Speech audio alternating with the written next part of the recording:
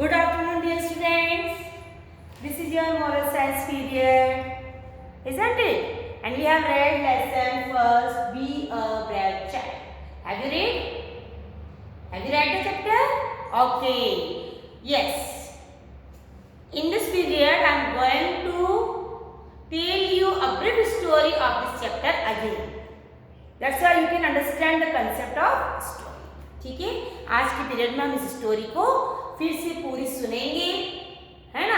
तब आपको समझ में आ जाएगा what was the story. Story हमारी क्या थी? Once there was a cobbler and his name was Balram. एक कॉबलर था, उसका नाम बलराम था। और cobbler means who mends our shoes। वो रोज गांव में जाकर के और शूज और सैंडल्स रिपेयर करता था और बहुत हार्ड वर्क करता था, लेकिन उसको अपने हार्ड वर्क का ज़्यादा पैसा नहीं मिलता था। He was very poor। और उसकी क्या थी? एक छोटी सी हट थी जो किससे बनी हुई थी? घास से बनी हुई थी, है ना? क्योंकि पुअर पीपल था, पुअर पीपल के पास बड़ी बड़ी बिल्डिंग्स नहीं हो सकती है ना? तो एक दिन क्या हुआ, जब बलराम अपने वर्क से वापस घर आ रहा था तो बहुत तेज हवा चल रही थी, आंधी चल रही थी, बिजली गरज रही थी और बारिश होने वाली थी। अब क्या करें? जैसे ही वो घर पहुंचा तो उसकी वाइफ ने बोला कि देखो बहुत तेज हवा चल रही है और अपनी छत बहुत कमजोर हो रही है, हो सकता है कि अपनी छत तेज हवा के साथ उड़ जाएगी तो अपन कहाँ रहेंगे और हम कहाँ सोएंगे।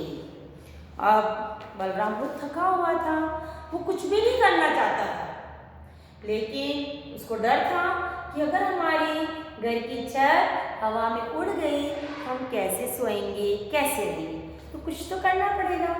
वो हिम्मत करके जैसे तैसे रूफ पर गया। रूफ पर जाने के बाद उसने क्या किया, पास ही एक रस्सी रखी हुई थी, उसको लिया और टाइट अपनी रूफ को बांध दिया। अचानक उसकी फिंगर पे जोर से कुछ चुभा, बहुत तेजी से, लेकिन उसने उसका ध्यान नहीं दिया क्योंकि वो अपने काम में लगा हुआ था और अपनी रूफ को ठीक कर रहा था।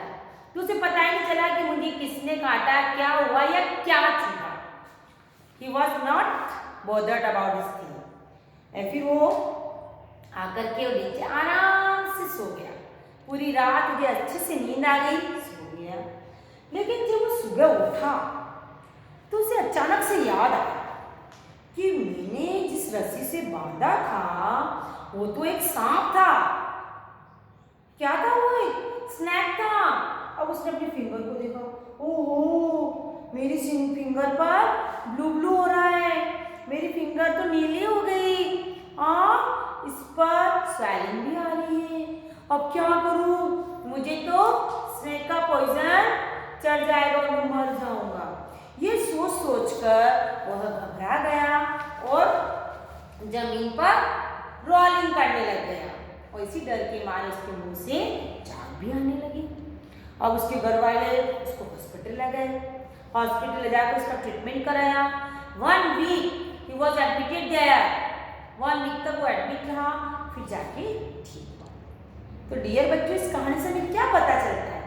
उसको स्नेक बाइट से कुछ भी नहीं हुआ था। अगर उसको पॉइजन चढ़ जाता तो रात भर में चढ़ जाता, उसे नींद भी नहीं आती, लेकिन उसे स्नेक बाइट से कुछ भी नहीं हुआ था क्योंकि सारे स्नेक्स पॉइजनस नहीं होते।